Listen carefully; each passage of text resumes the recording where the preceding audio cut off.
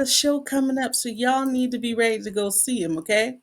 But I would like to present to you guys author D.L. Mack Jr. Come on up, come on up. Thank you for having me. Thank you for having me. I really do appreciate it. Thank you for being here. So, before we go any farther, tell us a little bit about yourself. So I'm a poet, an author, husband, father. 32 years old. Been writing since 2008. And just loving every minute of it. I've published 3 books and continue to. I'm going to continue to publish every year. Oh, so you challenge yourself just to publish a book every year? Yes. Okay, I like that. I like that. So you have 3 books, and we're going to put up on the screen in a moment your latest book, Yellow Flowers Are for the Living. Tell us a little bit about this collection of poetry. Okay. So this collection of poetry, actually started February of last year. I was actually getting known from my poet friends to write every day.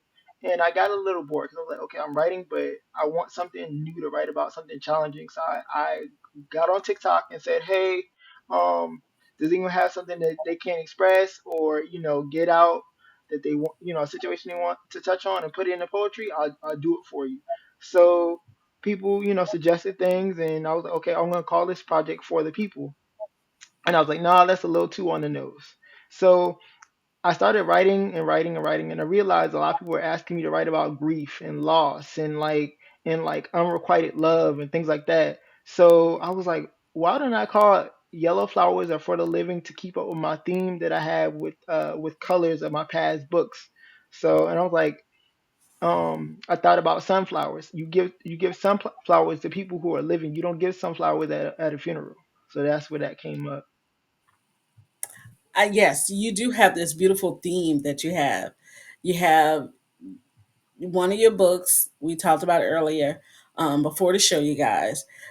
It has a color theme of black, and then you have the one with purple. So yeah, the purple one is I'm going to do the book review on because I just love the synopsis of the purple one. What made colors become so important to you? Um, because I think colors were an easy way to embody what I was talking about. Like black Mhm. deals with a lot. Like when you think of black, you think of pain and sorrow. So my first book touches on like the sorrow that I may have faced in a relationship, the sorrow that we see in the black community and the challenges we face. Because I wrote that in a time of a lot of civil unrest. With a lot of the Black Lives Matter movement and things like that. So it just embody all those things, and then talking about the last subject it talked about was your relationship with God and how sometimes that can be hard when you might lose your faith, or you may not pray like you should, or you just want to give up on life.